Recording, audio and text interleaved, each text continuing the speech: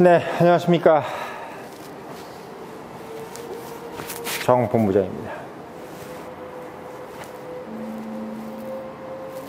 요즘 이 음악이 유행이라면서요? 그 헤어질 결심에 나오는 음악이라 그래서 말로 5번 교향곡 사악장의 음악이 지금 유명하다고 해서 좀 틀어봤습니다.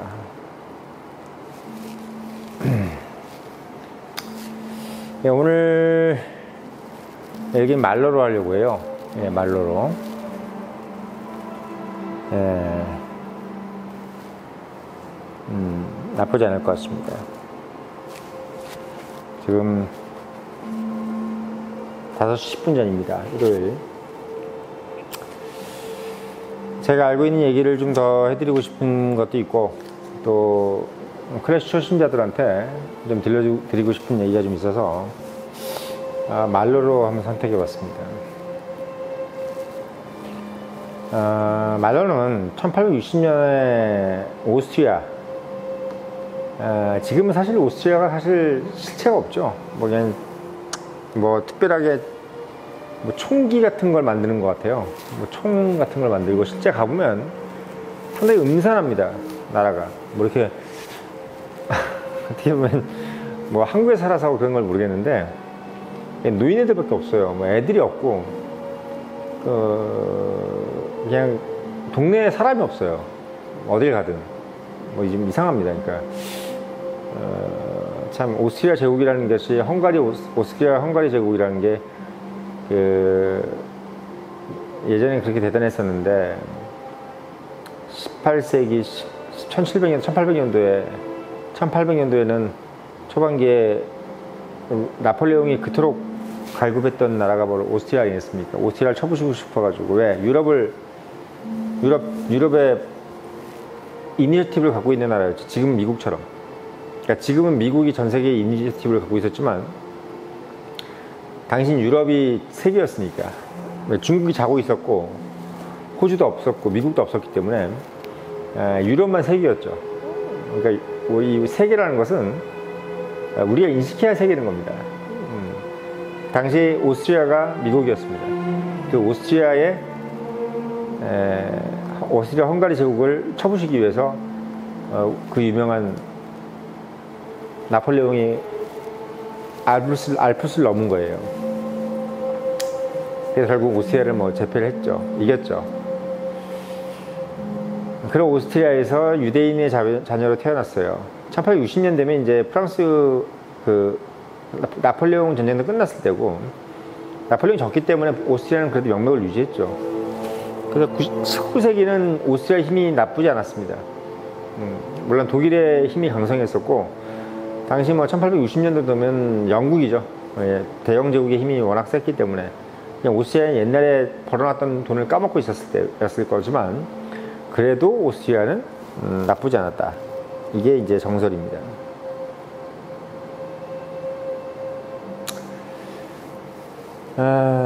제가 이제 독일, 오스트리아를 말씀드리는 게 아니라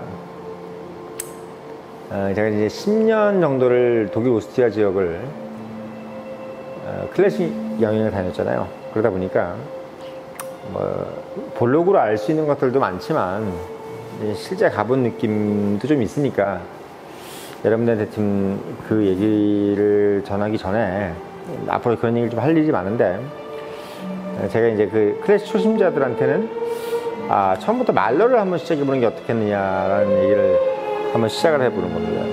그러니까 이제 왜 그런 말씀을 드리냐면, 지금 음악이 나오는 것도 보면 아시겠지만 지금 나오는 음악들을 보면 이게 19세기에 만들어졌던 음악 같지가 않잖아요. 그렇죠? 우리가 보통 바그너 음악만 들어도 물론 바그너도 상당히 전위적입니다.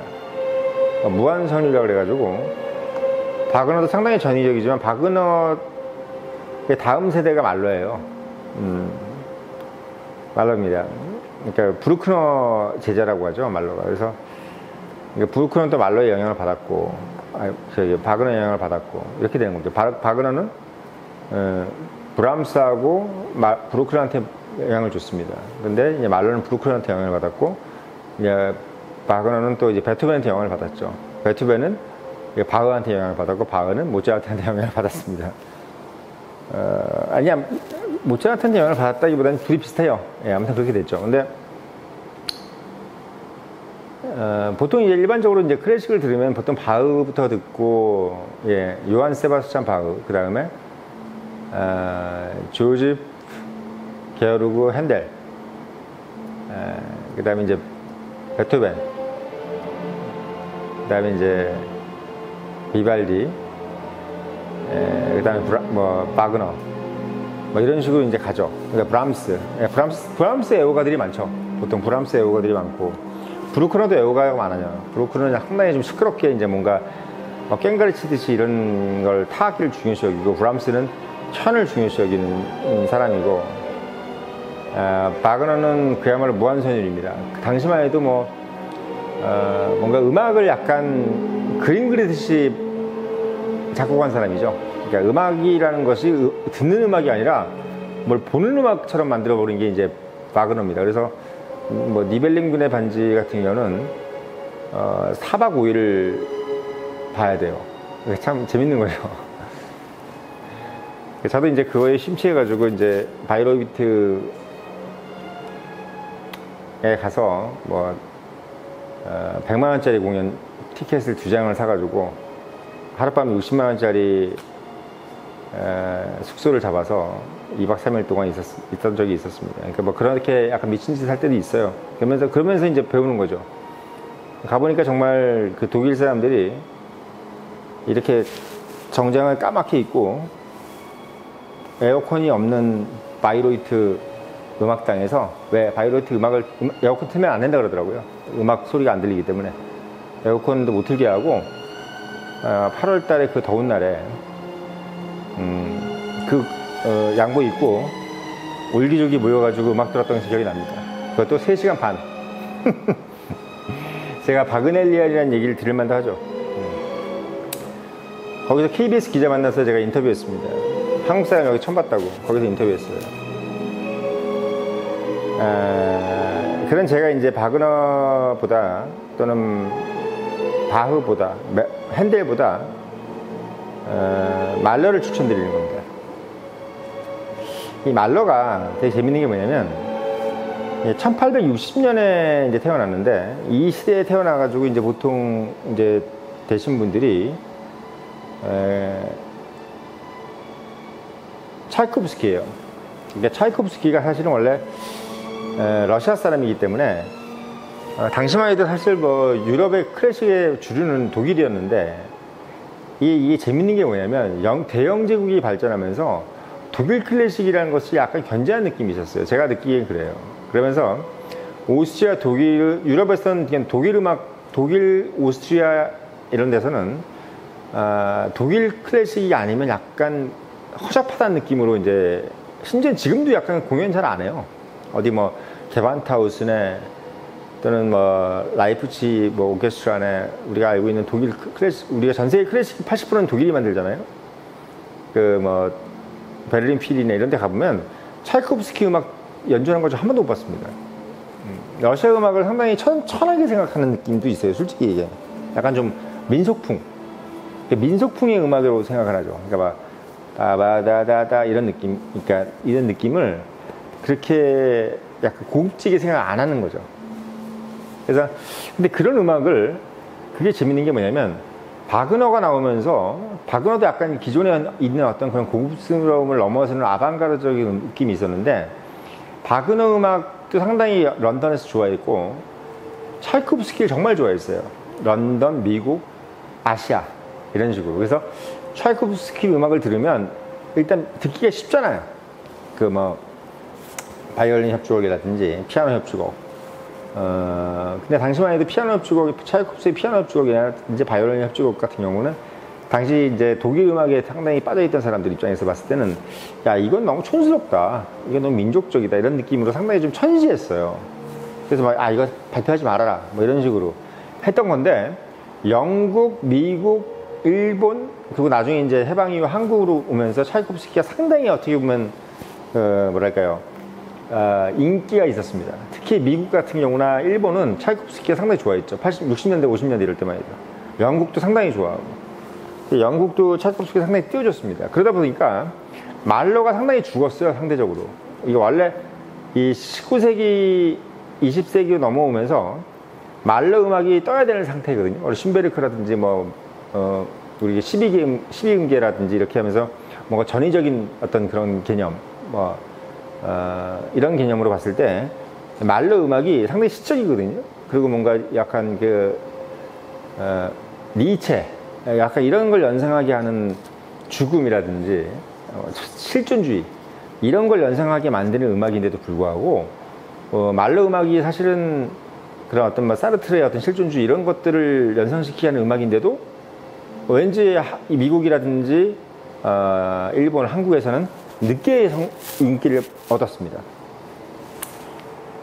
그런 연유가 있어요, 여러분들이. 왜 그러냐면 이제 아까 말씀드렸지만 영국이 약간 독일 음악을 약간 좀 견제했죠. 예, 견제했습니다. 그러니까 영국은 작곡자가 거의 없어요. 하나밖에 없습니다. 엘가죠. 에드워드 엘가 하나, 딱 우리가 알고 있는 느낌. 에드워드 엘가입니다. 오죽했으면 핸델을, 독일 사람인 핸델을 기화시켜가지고 영국 사람으로 만들었겠어요? 그러니까 자기 국력에 비해서 작곡자가 거의 없는 거예요. 예, 그런 상황들. 독일이 거의 80% 이런 상황이죠. 그래서 유럽 클래식은 독일이 80%가 만들고, 이런 말이 있죠. 클래식의 80%는 독일이 만들고 전 세계 클래식의 80%는 일본 사람이 듣는다. 이런 얘기처럼 그런 말이 있습니다. 그래서 이 말러가 언제부터 인기를 끄게 되냐면 50년대를 넘어가면서 60년대로 가면서 70년대 가면서 이제 차이콥스키도 말러가 인기를 끄기 시작하게 된 거예요. 그래서 그게 미국, 일본은 이제 한 80년대, 90년대로 가면서 이제 인기를 끄게 되고, 한국은 이제 90년대, 2000년대 오면서 이제 말러 동호회가 말러 애호가들이 생기기 시작한 거죠. 그래서 지금 말러를 좋아하는 사람들은 어마어마하게 많습니다. 특히 한국에서 말러 좋아하는 사람이 대표적인 게 정명훈이죠. 정명훈 지휘자가 말러를 상당히 좋아하고, 말러 좋아하시는 분들은 바그너 좋아하시는 분들보다 훨씬 많아요. 제가 봤을 때 바그너 제가 좋아해서 비엔나 가고 바이로이트 가고 그랬는데 말러가 훨씬 더 세련됩니다. 그러니까 저는 이게 말러 음악을 들으면 클래식의 아르반이다. 클래식의 아르반이다. 이런 느낌이 드는 것 같아요. 그래서 말러 음악을 저는 클래식 처음에 이제 입문하시는 입장에서 봤을 때 말러 음악을 한번 시작해보면 어떻게 되냐. 이제 처음에 저희가 이제 어렸을 때는 말러 음악을 되게 어렵게 생각하고 들으면 상당히 전위적이다. 무슨 말인지 하나도 모르겠다. 이렇게 화음, 소위 하모니적인 음악이 아니라 약간 불협화음 같은 음악 아니냐, 슌베르크처럼 이런 걸로 자꾸 인식을 했었죠. 그래서 말러라고 들으면 약간 선입관이 좀 어려운 음악, 듣기에 상당히 좀 힘든 음악, 슌베르크처럼 그런 걸로 생각을 했었는데 실제 들어보면 상당히 그렇지 않아요. 그래서 교향곡 1번 자이언트, 거인, 교향곡 2번 부활, 리셀렉션, 3번은 제목이 없어요. 4번 천상의 삶, 5번 없고 6번은 비극적, 페세스틱이죠. 7번은 이제 밤의 노래, 8번이 천인교향곡이에요. 전 천인교향곡을 나름대로 상당히 좋아하는데, 그야말로 정말 오페라 뒤에 이제 합창단들이 1000명이 있다 그래서 천인교향곡입니다. 그러니까 말러는 약간 좀 상당히 교향악단을 크게 끌리는 걸 좋아해요. 상당히 크게. 누구나 그렇게긴 하지만, 저도 그렇게는 하지만 직원들을 이렇게 많이 끌고 가면 좋긴 하죠. 근데 이제 그러면 비용이 많이 들 텐데, 아무튼 천인교향곡 8번 상당히 좋습니다. 2번 부활도 상당히 좋고, 1번 거인 말할 것도 없고요. 그래서 1번, 2번, 5번, 7번, 8번 다 좋아요. 대지의 노래. 그 다음에 이제 8번과 9번 사이에 대지의 노래라고 있어요. 이제 이건 번호가 정해지지 않는 교향곡인데, 대지의 노래가 있고, 교향곡 9번에 죽음의 교향곡이라고 있습니다. 이게 마지막 교향곡이에요. 말러가 쓴. 그래서 예전만 해도 이런 얘기는 있었습니다. 9번, 10번 사이에 10번을 쓰면 죽네 만에 그런 얘기 있었는데, 그건 잘 모르겠고, 10번을 쓰다가 이제 죽었어요. 그래서 1, 2, 3, 4, 5, 6, 7, 8, 9까지를 지었습니다. 말러는 9번까지 지었고, 베토벤도 이제 9번까지 지었고, 대부분 약간 9번까지 지은 작곡가들이 많습니다. 그래서 제가 봤을 때는 2번이 상당히 좋고, 리셀렉션, 5번 방금 듣는, 이게 왜 그러냐면 이제 헤어질 결심인가, 거기 영화에 나오는 박철묵 감독 영화, 제 고등학교 선배죠. 예. 그 영화에 나오는 음악이라 그러죠. 이 음악이. 뭐, 근데 저는 그 전에도 물론 좋아했는데 5번 사각장 워낙 유명하기 때문에 뭐 이런 음악풍도 괜찮습니다. 그러니까 말로 음악 중에 약간 드문 화음이죠. 그 다음 7번 상당히 좋아요. 말로 7번 좋고 8번 상당히 멋있습니다. 그래서 이 말로 음악은 어떤 느낌이냐면 사람으로 봤을 때는 정말 멋진 빌딩에 빌딩 한 맨 꼭대기에 펜트하우스에서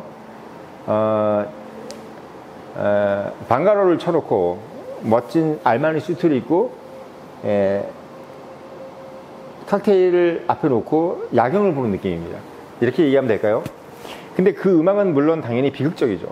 말로 음악을 듣고 있으면 내가 누리고 있는 이 도시적인 삶, 나의 성공한 삶이 이제 얼마 남지 않았겠구나 라는 걸 느끼게 만드는 그런 음악이죠.